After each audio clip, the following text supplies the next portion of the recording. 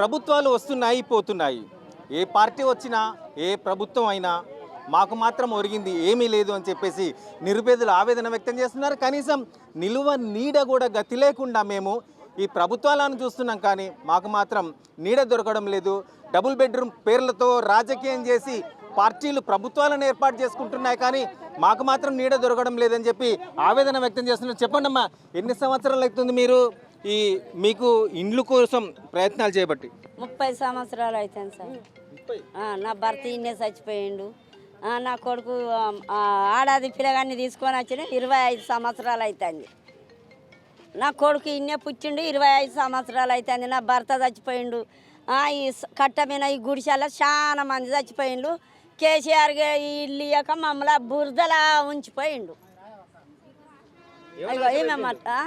ఏమన్నా ఆశ పెట్టిండు? డబుల్ బెడ్రూమ్లు ఇత్తనాని భూమి పూజ చేసిండు.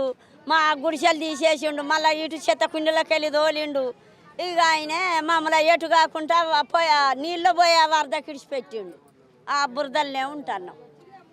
మరి ఇప్పుడున్న ప్రభుత్వం ఏం చేస్తుంది? మరి కాంగ్రెస్ గవర్నమెంట్ వచ్చి ఇప్పటికి ఇన్ని నెలలు అవుతుంది, మరి వీళ్ళేమని ఇచ్చారు? ఇప్పుడున్న ప్రభుత్వం ఏమన్నాడంటే, మేము గెలవంగానే వారం రోజుల తర్వాత నేనే ముందు ఉండి టెంట్ వేసుకొని మీతోటి సరదంటగా నేను కూర్చొని మీకు కొట్లాడి నేను ఇల్లు తెచ్చే బాధ్యత అని ఈయన అన్నాడు. ఈయనే ఇప్పుడు ఇన్ని నెలలు గెలిచి ఆయన ముఖం మాకు తెలియదు ఇదివరకు. ఇప్పుడు ఏమంటాడంటే, అప్పుడు ఏమన్నారంటే కేసీఆర్ వచ్చినప్పుడు భూమి పూజ చేసిండు. భూమి పూజ చేసి ఇండ్లు కట్టించి మేము ఇళ్ళలో తోలుతామని అంటే మేము 30 మంది ఇండ్లు కట్టుకున్నాం సార్. ఇండ్లు కట్టుకున్నాక ఇండ్లు కూడా కూలగొట్టిండు. అయ్యో మాకు ఇండ్లు కట్టిస్తాడు కదా అనుకొని ఆశతోటి మేము ఊక్కున్నాము. అర్జెంటుగా లేపిండు. లేపితే ఆ గుట్టల పాలు కాష్నాల గడ్డకున్నాం 6 నెలలు. ఆడ నుండి మళ్ళీ కలెక్టర్ అమ్మని అడిగితే అక్కడ నుండి తీసుకొచ్చి ఇక్కడ వేసింది.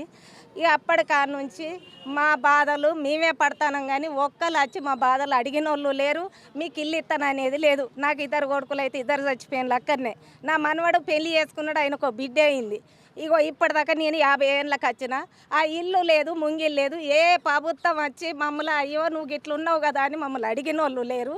ఇప్పటికీ కూడా నీకు ఇల్లు ఇయ్యము, మీకు చెయ్యము, కొంతమందికి ఇస్తాము కొంతమందికి ఇయ్యము అని అంటే అప్పుడు కూడా మేము అన్నాం, మీరు అందరు లేపుతాను కదా సార్, మరి అందరికి ఒకటేసారి ఇచ్చినాక మేము లేస్తాము అని అంటే మేము పోలీసు వాళ్ళం పెడతాము, మీరు లేవాలి అని మమ్మల్ని బెదిరించి లేపిండ్లు.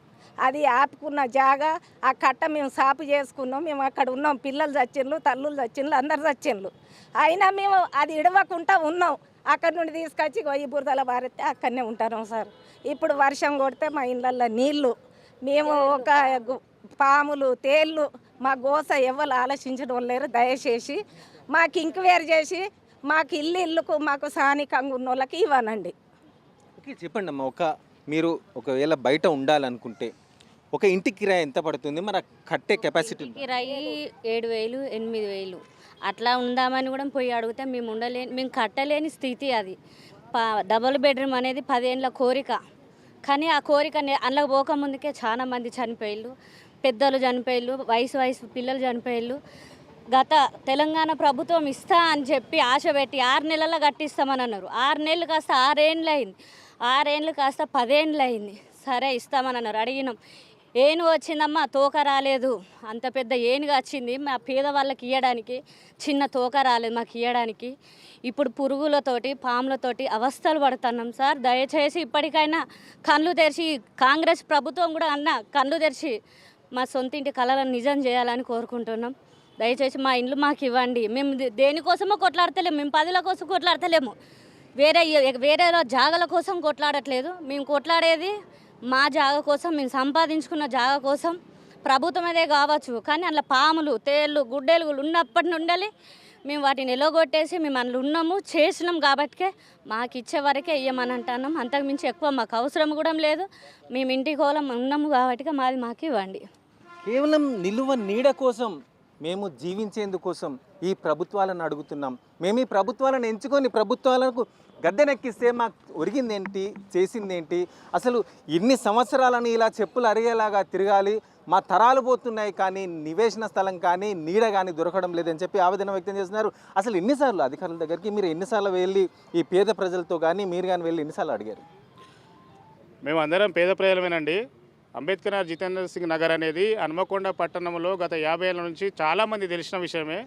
గతంలో ఇక్కడ పాలించిన ఎమ్మెల్యేలందరూ తెలుసు. ప్రస్తుతం ఉన్న ఎమ్మెల్యే నాయని రాజేందర్ రెడ్డి గారికి కూడా వారి చిన్నప్పటి నుంచి కూడా మాకు బాలసముద్రం చెరువు కట్ట మీద గుడిసెలు వేసుకుని ఉన్నారనే విషయం తెలుసు. అప్పుడు భగవంత్ దాస్ గారు, బొమ్మల కట్టయ్య గారు, అట్లాగే మా సిపిఎం పార్టీ రాములు గారి నాయకత్వంలో అనేక పోరాటాలు చేసినాము. ఆ పక్కనున్న గుడిసెలన్నీ కూడా ప్రతి ఒక్క ఈ నగరంలో ఉన్న ప్రతి ఒక్క వ్యక్తికి, ఉన్నతాధికారులకు, ప్రజాప్రతినిధులకు అందరికీ తెలుసు. కాకపోతే మేము పేదలం కాబట్టి, దళితులం కాబట్టి, వెనుకబడిన వర్గాలం కాబట్టి ఎవరికి మా మీద ప్రేమ లేదనే ఉద్దేశంతో ప్రభుత్వం ఆ రోజు కేసీఆర్ గారు తీసుకొచ్చిన డబుల్ బెడ్రూమ్ స్కీమ్ను ఒప్పుకొని మమ్మల్ని మళ్ళీ ఊరు బయట తరిమి కొడతారని చెప్పి భయపడి కేసీఆర్ గారు ఏదైతే డబుల్ బెడ్రూమ్ స్కీమ్ తీసుకొచ్చిందో మాకు ఇక్కడే నగరంలో మా ఇండ్లు దొరుకుతాయని చెప్పేసి ఒప్పుకున్న కర్మానికి కేసీఆర్ గారు కట్టడం జరిగింది. కానీ దాసే వినయ్ భాస్కర్ గారికి మా మీద ఏమనిపించిందో, ఈ పేదలు ఈ నడిబొడ్డుని ఎందుకు ఉండాలనుకున్నాడో ఏమో కానీ పంపిణీ చేసే దగ్గర మాత్రం మా మీద నిర్లక్ష్యం చూపించి మమ్మల్ని అష్ట కష్టాలు పెట్టి లాస్ట్కి ఇవ్వకుండా పోయిళ్ళు. ఇప్పుడు వచ్చిన నాయని రాజేందర్ రెడ్డి గారు తన చిన్నప్పటి నుంచి దాదాపుగా మా తాతలు తండ్రులు కూడా తెలుసు వాళ్ళకి. ఎందుకంటే మేము నగర నడిబొడ్డులో నివసించిన పేదలం. మాకు అంతేకాకుండా ఈ నగరంలోని అనేక పెద్ద పెద్ద advocates colony, KLN Reddy colony, Reddy colony అంటే పెద్ద పెద్ద దొరలు ఉండే, ధనవంతులు ఉండే వాళ్ళకు కూడా ఇక్కడ శ్మశాన వాటిక లేదు. కానీ మా పేదలకి ఇదే శ్రీనివాస్ నగర్, ఒడెర కాలనీ, బాలసముద్రంలో శ్మశాన వాటికి ఉన్న పేదలము, దళితులం అంటే మేమే. నగరం నడిబొడ్డిలో ఉన్నది. అట్లాంటి మమ్మల్ని ఈరోజు ప్రస్తుతం ఉన్న ఎమ్మెల్యే గారు నాయని రాజేందర్ రెడ్డి గారు ఏమంటున్నారంటే, మీరు ఎంతోమందో మాకు తెలుసు, మీకు ఎట్లు ఇవ్వాలో మాకు తెలుసు, ఇందిరా మిల్లను ఏరి వేస్తాము, ఇంకెవరో చేస్తాము, చేస్తాము, 80 టీములు పెట్టి ఇదే నగరంలో 20,000 మంది పేదలు ఉన్నారు, వాళ్ళన్నీ సర్వే చేసి అప్పుడు మీకు ఇస్తామంటున్నారు. అయ్యా నాయని రాజేందర్ రెడ్డి గారు, మేము ఈ నగర పేదలతో పోటీ పడట్లేదు. అంబేద్కర్ నగర్, జితేంద్ర నగర్ అనేది గత 50 ఏళ్ళ నుంచి పేదలుగా కట్టను కాపాడుకొని గుడిసెలు వేసుకొని జీవించిన మేము ఇలా మమ్మల్ని నగర ప్రజలతో పోటీ పడుతూ 80 టీములు వేసినామని మమ్మల్ని బెదిరిస్తున్నారు. అది కాదు. మీరు నిజంగా మా ప్రజలకు సాయం చేసే వాళ్ళైతే మా గత చరిత్రలో వినయ్ భాస్కర్ గారు మా గుడిసెలు ఇస్తలేడు అన్నప్పుడు ఈ డబుల్ బెడ్రూమ్ ఇండ్లకు మీరు వెళ్ళండి, మేము మీకు తోడు ఉంటాం, తాళాలు పగలగొడదాం, రండి మాతోనని మాట్లాడిన మీరు ఇవాళ మేము కనబడితే మమ్మల్ని చీమల్లా చూస్తే గేటు కూడా దాటనివ్వట్లేదు. కాబట్టి మేము ఇప్పుడున్న ప్రస్తుతం ఉన్న ఎమ్మెల్యే గారికి ఒకటే విజ్ఞప్తి చేస్తున్నాము. విజ్ఞప్తి మాత్రమే చేస్తున్నాం. ఎందుకంటే పేదల మీద ఎంత దాడి చేస్తారో, మా పేదలను ఎంత అణచివేస్తారో మేము చిన్నప్పటి నుంచి అనేక పోరాటాలు చేసిన వాళ్ళము, చూసిన వాళ్ళం. కాబట్టి దయచేసి ఈ సందర్భంగా మా అందరి తరపున, మా అంబేద్కర్ నగర్ జితేందర్ సింగ్ నగర్ తరపున ఆ డబుల్ బెడ్రూమ్ ఇల్లు 600 ఇల్లు కట్టిండ్లు, 10 ఏళ్ళు అవుతుంది కట్టి. అక్కడున్న పేదలము మాకు ప్రతి గుడిసెకి వచ్చి సర్వే చేసి ఫోటో దించి మీ పిల్లలు ఇంతమంది, మీ రేషన్ కార్డు ఉందా లేదా, మీకు పెళ్ళి అయిందా లేదా, 12 మంది ఎంఆర్ఓలు, అప్పుడున్న ఆర్డీఓ గారు, కలెక్టర్ కరుణా గారు, అప్పుడు ముఖ్యమంత్రి కేసీఆర్ గారు ఇక్కడే ఉన్నారు నగరంలో ఉన్నప్పుడు. ఒకటే రోజు 200 మంది పోలీసులతో వచ్చి ప్రతి గుడిసె చుట్టుముట్టి సర్వే చేస్తే ఇవాళ ఉన్న ఎమ్మెల్యే గారు ఏమంటారంటే అది మాకు సంబంధం లేదు, మీరు ఆ రోజు ఆడుకోవాలి అంటున్నారు. అంటే ప్రభుత్వానికి విజ్ఞప్తి చేయడం తప్ప, ప్రభుత్వం చెప్పింది వినడం తప్ప.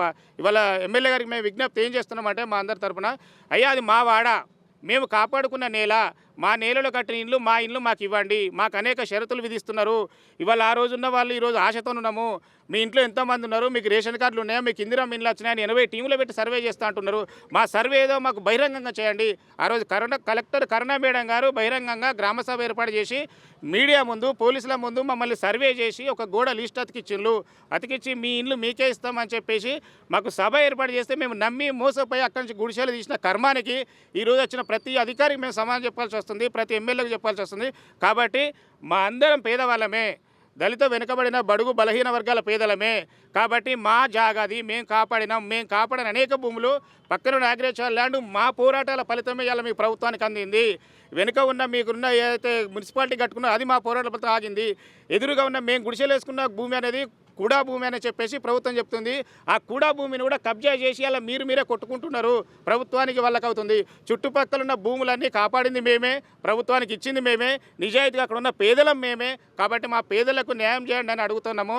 దయచేసి ఎమ్మెల్యే గారికి మరొకసారి మా అందరి తరపున విజ్ఞప్తి చేస్తున్నాము. మా మీద అనేక షరతులు పెట్టి మమ్మల్ని ఊరు బయటికి గెంటేయడానికి ప్రయత్నించకండి. దయచేసి మా అందరి తరపున మీకు విజ్ఞప్తి చేస్తున్నాము.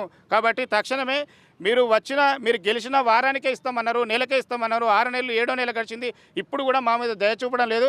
దయ చూపండి అని మేమందరం వేడుకుంటున్నాం. అవసరమైతే మీ గేట్ కొట్టుకు వచ్చి మమ్మల్ని ఏం చేయమంటారో చెప్పండి. ఇంతకు మించి వేడుకునే పరిస్థితి. ఎందుకంటే మీరు అధికారంలో ఉంటున్నారు, మేము పేదలం అయిపోతున్నాం. పేదలను కనికరించండి, దయ చూపండి. పేదలుగానే ఉంటున్నారు. అధికారులు కానీ, అటు రాజ్యాధికారం చేపట్టే మన ఎమ్మెల్యేలు కానీ, మంత్రులు కానీ ఎవరు కానీ తమ జీవితాల్లో వెలుగు నింపలేకపోతున్నారని చెప్పి ఆవేదన వ్యక్తం చేస్తున్న పరిస్థితి చూస్తున్నాం. అసలు చాలా సంవత్సరాలుగా నివేశన స్థలాల కోసం కానీ నిలువ నీడనిప్పించే పేదల కోసం కానీ మన మంద సంపత్ నాయకుడు ఉన్నారు. అసలు ఏం జరుగుతుంది? మీరు ఎన్నో సంవత్సరాలుగా ఈ పోరాటంలో ఉన్నారు, చూస్తున్నారు. అసలు ఈ ప్రభుత్వాలు కానీ అధికారులు కానీ మరి క్రమంలో అధికారులు ఎందరో మారుతూ ఉన్నారు, కానీ ఎందుకు మీకు న్యాయం జరగడం లేదు? ఈరోజు మా కాలనీ పెద్దలు చెప్పినట్టుగా గత 50 సంవత్సరాలుగా 1066 సర్వే నంబర్ భూమి 22 ఎకరాల స్థలం అది. నేను ఈరోజు గౌరవనీయులు నాయని రాజేందర్ రెడ్డి గారికి మా పేదల పక్షాన విన్నపం ఏమిటంటే 2009లో వైఎస్ రాజశేఖర్ రెడ్డి గారు పోరుబాట పాదయాత్ర పేరుతో వచ్చినప్పుడు అగ్రచారి గారి భూమిని, ప్రభుత్వ భూమిని 22 ఎకరాల భూమిని కాపాడి అక్కడ ప్రజలు జితేందర్ సింగ్ నగర్, అంబేద్కర్ నగర్ ప్రజలు కాపాడి ఇచ్చి ప్రభుత్వానికి 5,000 కుటుంబాలకు ఇళ్ల స్థలాలు ఇవ్వమని చెప్పిన ఏకైక గుడిసెవాసులు పేదలు కమ్యూనిస్ట్ పార్టీ సిపిఎం. కానీ దాన్ని మరుగున పెట్టేసి ప్రభుత్వ ఆఫీసులకి, కలెక్టర్ ఆఫీస్తో పాటు అన్ని ఆఫీసులకి సౌకర్యాలు కల్పించాలి, పేదలకు కల్పించాలి, పేదల సౌకర్యాలు కల్పించాలి అని చెప్పిన పేదలకే ఇవాళ ప్రభుత్వాలు అన్యాయం చేస్తున్న దానికి ఇంతకంటే దిక్సూచి ఏం లేదు. గౌరవనీయులు కేసీఆర్ గారు తెలంగాణ ఉద్యమ పేరుతో ఎక్కడికి రాని వ్యవస్థలో అంబేద్కర్ నగర్, జితేందర్ సింగ్ నగర్కి వచ్చి పేద ప్రజలకి అసలు కాంగ్రెస్ ఇచ్చింది 50 గజాలే, కానీ మేము డబుల్ బెడ్రూమ్ ఇస్తామని చెప్పేసి అన్నారు. కొడుకు వస్తే కోడలు వస్తే ఎక్కడ పడుకుంటాం అని చెప్పేసి అన్నారు. అయ్యా ఇలా కొడుకు గురించి కోడలు గురించి ఏమిటో మాకు తెలియదు, కానీ మేము మాత్రము విషపురుగుల బారిన పడి మా పిల్లల్ని అన్నం తింటంటే మన్ను పల్లెంలో పడే పరిస్థితి కనబడతా ఉంది. మీరు అర్థం చేసుకోండి అని చెప్తా ఉన్నాం. ఎందుకంటే ఆయన 5 సంవత్సరాలు 2 టర్ములు డబుల్ బెడ్రూమ్ పేరుతో ఆయన గడిపాడు. ప్రజల పక్షాన్నే ఉంటుంది కాంగ్రెస్ పార్టీ, ఇందిరమ్మ రాజ్యం అని చెప్పేసి అని మీరు అంటున్నారు. మేము అడుగుతా ఉన్నాం ఈ సందర్భంగా, ఇందిరమ్మ రాజ్యం అంటే డబుల్ బెడ్రూమ్ అయినా కట్టించిన తర్వాత ఇందిరమ్మ పేరుతో మమ్మల్ని దూరం కొట్టేయడమా అని చెప్పేసి అని అడుగుతా ఉన్నాం. ఎందుకు దళితులుగా, అనాగరిన ప్రజలుగా, రెక్కాడితే డొక్కాడని ప్రజలుగా, ఇండ్లల్లో పనిచేసే వాళ్ళుగా, గుళ్ళో పనిచేసే వాళ్ళుగా, బస్టాండ్లో పనిచేసే వాళ్ళుగా, మీ ఇంట్లో అంట్లు తోమే వాళ్ళుగా మేం చేసిన దౌర్భాగ్య పరిస్థితి ఏమిటి, మేం చేసిన అన్యాయం ఏమిటి అని చెప్పేసి అని వాళ్ళు అడుగుతా ఉన్నాం. ఎందుకు అడుగుతా ఉన్నామంటే కాంగ్రెస్ ప్రభుత్వం వస్తే మీకు ఇండ్ల ఇస్తాయని చెప్పేసి అన్నారు. ఇప్పుడు ఇంతకుముందు మా పెద్దలు చెప్పారు మీరు ఇండ్లకు వెళ్ళండి అని చెప్పేసి అని నాయని రాజేందర్ రెడ్డి గారు అన్నారు. సరే, అందరికి వెళ్ళే ధైర్యం మాకు లేకపోవచ్చు, కానీ అప్పుడున్న అధికార పార్టీ ఎమ్మెల్యే గారు మీ లిస్ట్ ఏందో చెప్పండి అని చెప్పేసి అని అన్నారు. మేము అడుగుతున్నాం, ఇవాళ మీరు ప్రజాప్రతినిధులుగా ఉన్నారు కదా, కలెక్టర్లు ఒక ప్రభాకర్ రెడ్డి మారారు, మహేష్ దత్ ఎక్క మారారు, ఒక ఆదిత్యనాథ్ దాస్ గారు మారారు, ఇంకో ప్రభాకర్ రెడ్డి గారు మారారు. అందరికంటే ఒక గొప్పనైన వ్యక్తి కరుణ మేడం గారు మారారు. కరుణ మేడం గారు ఈ వరంగల్ నగరంలో ఉన్న పేద ప్రజలకి పట్టాలు ఇచ్చి మారిన కలెక్టర్ గారే 12 మంది వీఆర్ఓలని, 12 మంది ఎంఆర్ఓలని తీసుకొచ్చి వీళ్ళందరూ గొడవ చేస్తున్నారు, ఇంట్లో దొంగలున్నారు అని చెప్పేసి అన్నారు. మేము ఇవాళ దొంగలం కాదు, చాలా నిజాయితీ పరులం, చాలా పేదలం. ఎందుకంటే మీకు అవకాశం ఇచ్చి అందరూ ప్రభుత్వ యంత్రాంగం వచ్చినా కూడా మేము సర్వే చేయించాము. ఎంఆర్ఓ రవి సార్ ఉన్నారు, జన్ను సంజీవయ్య గారు ఉన్నారు, నాగయ్య గారు ఉన్నారు. వాళ్ళని అడగండి మేము ఏం దొంగలమో చెప్పేసి అని అడగండి, మేము ఏం అనర్హులమో అడగండి. బిలో పావర్టీ WAP అంటే వైట్ రేషన్ కార్డు ఉన్న పేదవానికి, దారిద్ర్య రేఖ దిగువ ఉన్న పేదవానికి రెగ్యులరైజేషన్ పట్టాలు ఇవ్వాలి, లేకుంటే ఇల్లు నిర్మించాల్సిన బాధ్యత మీది. అందుకోసమే ఇవాళ సీఎం గారికి కానీ, లేకుంటే ఇక్కడ ఉన్న కాంగ్రెస్ పార్టీ ఎమ్మెల్యే గారికి కానీ, అంతకుముందున్న ప్రజాప్రతినిధులకు కానీ చాలా గౌరవంగా చాలా విజ్ఞప్తి చేసేది ఏమిటంటే ఆ ఆస్తి మాది, కానీ మీరు ఆస్తిని తీసుకొని మమ్మల్ని ఆగం చేయకండి. మరొకసారి 1066 సర్వే నంబర్ భూమిని ఆక్రమించింది ఎవరు, కుటుంబ సభ్యుల పేరుతో తీసుకున్న వాళ్ళు ఎవరు, పేద ప్రజలే ప్రభుత్వాందే ఆస్తి అని చెప్పేసి అని అప్పచెప్పింది ఎవరు అని చెప్పేసి అని ఆలోచించాలి. పూర్తిగా 99% దళితులు, 99% దళితులు, వెనుకబడిన తరగతులకి కొంత 20% ఉన్న 99% దళితులు ఇళ్లలో పనిచేసుకున్న వాళ్ళం. కాబట్టి 594 ఇండ్లు ఉన్నాయి ఇవాళ. మీరు ఆ DPRO చూసుకున్నా, మీరు సర్వే చేసిన సర్వే ఫార్మాలిటీ లిస్టు మా తడకలకి, మాకు నోటీస్ బోర్డు లేవు, తడకలు ఉన్నాయి మా ఇండ్ల తడకలకి మీరు బోర్డు 594 ఇండ్లు అంటారు. మేము 594 ఇండ్లను ఆ ఎమ్మెల్యే గారిని అడగలేదు, ఈ ఎమ్మెల్యే గారిని కూడా అడుగుతలేం. కానీ జెన్యున్గా ఇవాళ మీరు చూడండి, మేము ఆ రోజు నుంచి ఈ రోజు వరకు ఇచ్చిన భూమిలో ఒక్కొక్క పెళ్ళి అయితే ఇద్దరిద్దరు కొడుకులను కన్నా కుటుంబాలు ఉన్నారు. వాళ్ళే మీరు సన్నాపులు చూసుకోండి, వాళ్ళ వైఫాపులు చూసుకోండి, వాళ్ళ పిల్లలు ఉన్నారా లేరా చూసుకోండి, వాళ్ళ కేర్ ఆఫ్ అడ్రస్ ఇక్కడ చూసుకొని 594 ఇండ్లలో సుమారుగా 350 వరకు ఎంతో కొంత వస్తే మీరు అధికార పార్టీ వాళ్ళకి ఇచ్చుకున్నా, మీరు ఇంకెవరికన్నా పేదోళ్ళకి ఇచ్చుకున్నా, వికలాంగులకు ఇచ్చుకున్నా, వితంతులకు ఇచ్చుకున్నా, మీరేమన్నా ఇంకా మిగతా వాళ్ళకి ఇచ్చుకున్నా కూడా ప్రభుత్వ అధికారులు ఇచ్చుకోవచ్చు. అంతటి ఉన్నాయి. కాబట్టి అక్కడ కూడా దళితుల పేరుతోటి షాయంపేటలో 600 కట్టారు, ఇక్కడ 594. అంటే ఇక్కడ వెనుకబడిన తరగతుల వాళ్ళేమో ఆస్తులు కాపాడాలి, మీరేమో ₹1,00,000 గజం ఉన్నది కాబట్టి డబుల్ బెడ్రూమ్ని నువ్వు అనుకునేటోళ్ళకి ఇవ్వాలి అని చెప్పేసి నా ఆకాంక్ష తప్ప ఇది భూమి విలువ, ఇది పేదోనికి నష్టం చేసే ప్రయత్నం చేస్తున్నారు. కాబట్టి భూమి విలువ కూడా పేదోనికి అవసరం, ఉండడానికి పేదోనికి అవసరం. రియల్ ఎస్టేట్ చేయడానికి పేదోనికి ఏమీ అవసరం లేదు. తన పిల్లలు తన ఒక సక్రమంగా జీవించడానికి పేదోనికి డబుల్ బెడ్రూమ్ అవసరం అని చెప్పేసి అన్నారు. మేము G+1 కట్టు అని చెప్పేసి అన్నాం, మేము G+3 కట్టు అని చెప్పేసి అనలేదు. అంటే G+3 కట్టే దాంట్లో మోసమే, G+1 ఇచ్చే దాంట్లో మోసమే, అంతిమంగా అక్కడ ఉన్న భూమిని కాజేసే దాంట్లో కూడా మోసమే తప్ప ఇంకొకటి ఎక్కడుంది? కానీ మా ప్రజలు కూడా అర్థం చేసుకునే దాంట్లో గింతంత ఇలిటరేట్గా నిరక్షరాస్యులుగా ఉన్నారు. కాబట్టి పెద్ద మనుషులుగా మేము ఉన్నందుకు లంగలు దొంగలు అని చెప్పేసి అని కాలనీ ప్రజలుగా ఉన్నందుకు మమ్మల్ని ఇబ్బంది పెడుతున్నారు.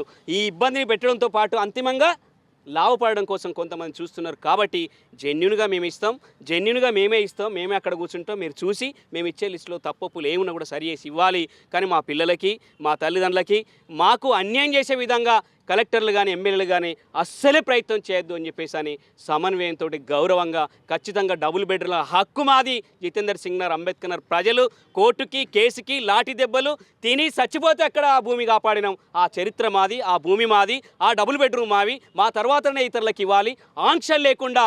ఎలాంటి ఇందిరమ్మ అనే ఆంక్షలు లేకుండా. అంటే ఇవాళ నేను ఒక మాట అడుగుతా ఉన్నాను, ఇందిరమ్మ ఇల్లు ఇవ్వమని చెప్పేసి అని దేశమంతా అందరూ అన్నారు. మీ సంక్షేమ పథకం అది. ఇవాళ ఇందిరమ్మ ఇళ్లతో మాకు పొంతు పెట్టి డబుల్ బెడ్రూమ్ ఇవ్వాలి ఇస్తానని ఆయన మాకు రాజకీయం చేశాడు. ఇవాళ ఇందిరమ్మ ఇళ్లతో మీరు రాజకీయం చేశారు. కానీ రాజకీయాలకు అతీతంగా మేము అడుగుతా ఉన్నాం, ఖచ్చితంగా మా పేదవాళ్ళకి ఖచ్చితంగా ఇల్లు ఇవ్వాలి.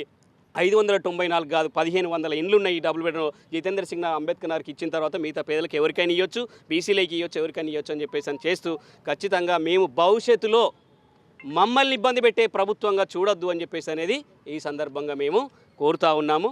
ఆ రూపకంగా కలెక్టర్లు, అధికార యంత్రాంగం ఖచ్చితంగా పరిశీలించే డబుల్ బెడ్రూమ్ అతి త్వరలో ఇవ్వాలి అని చెప్పేసి అనేది డిమాండ్ చేస్తూ ఉన్నాం. బీఆర్ఎస్ ప్రభుత్వం పోయింది, కాంగ్రెస్ ప్రభుత్వం వచ్చింది.